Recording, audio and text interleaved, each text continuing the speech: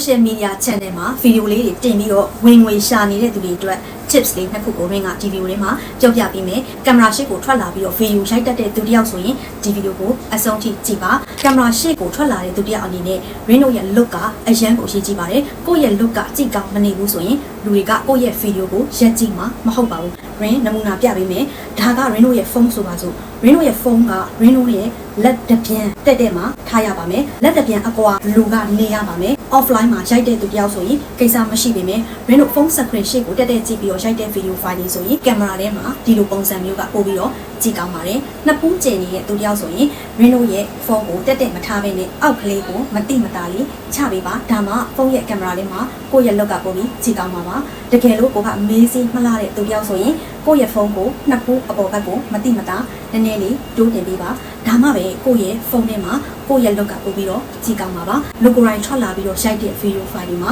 phone camera အပေါက်လေးရှိပါတယ်ဒီ camera အပေါက်လေးကိုတေချာကြည့်ပြီးတော့ရိုက်ထားတဲ့ video file တွေက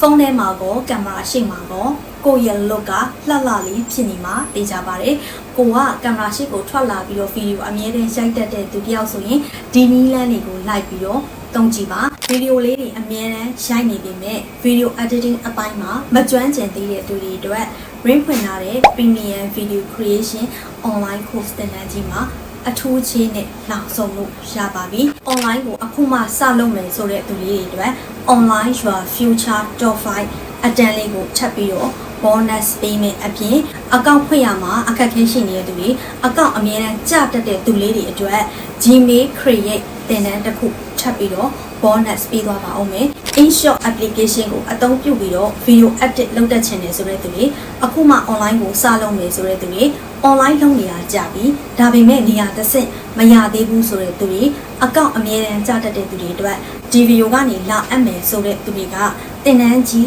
၄ခုပါတဲ့အတန်းလေး join ချင်ပါတယ်အထူးကြီး3000ခွဲနဲ့ရချင်ပါတယ်ဆိုပြီးတော့